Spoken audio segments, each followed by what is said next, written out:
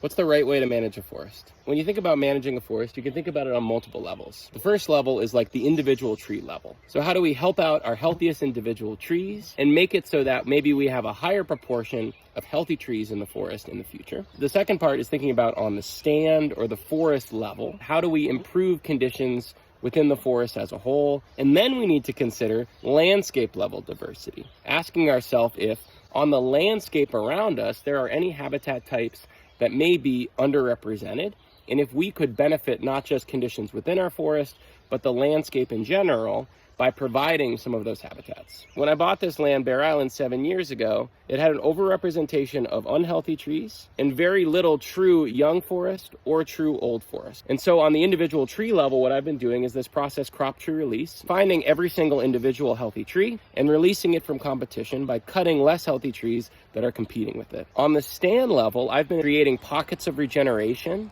manifesting this multi-generational quality that we see in a lot of old growth forests. On the landscape level, Bear Island is part of this huge 70,000 acre habitat block. And when I looked at that habitat block, what I saw is that there's basically no true young or early successional forests that are less than 20 years removed from a relatively major disturbance event. And so in 2017, I found these areas of uniformly unhealthy trees from 1 acre to 3 acres in size, and I created some patch cuts. These patch cuts are now full of herbaceous plants and shrubs and trees, some of which are like 15 feet tall, and they're providing habitat for a lot of species that didn't have any representation of that habitat within this 70,000 acre block until today. The way that we think about management from an individual tree level to a landscape level will be different depending on where you are. But it's really important that as we try to manage our forests well, that we think about them on these multiple different levels.